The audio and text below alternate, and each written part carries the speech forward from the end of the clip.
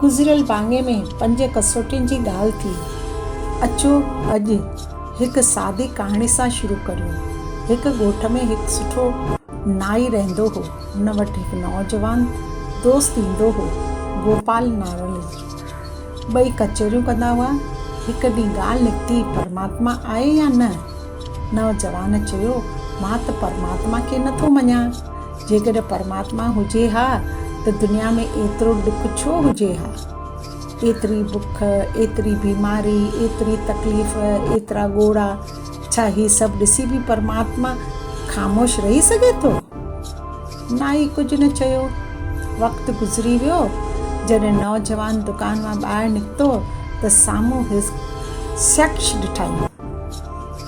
तमामु घणा वार वधियल, ॾाढ़ी विखरियल, हालत बेहाल। नौजवान वरी दुकान में मोटी आयो।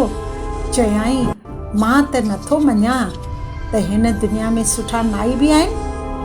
नाई हैरान थी वियो, मां त तुंहिंजे साम्हूं बीठो आहियां। पोइ नौजवान वरायो, जेकॾहिं नाई हुजनि हा त ही शख़्स अहिड़ी हालतुनि में छो हुजे हा? नाई मुड़की चयो, कसूर नाईअ जो नाहे, ही शख़्स मूं वटि आयो ई नाहे। नौजवान ओचितो ख़ामोश थी वियो। नाईअ चयो, बसि ॻाल्हि परमात्मा जी बि अहिड़ी आहे। जेको परमात्मा खे सुञाणण जी कोशिशि नथो करे, जेको उन सां नातो नथो जोड़े, उनखे परमात्मा जी मदद कीअं महसूसु थींदी? ओम शांति शांति शांति।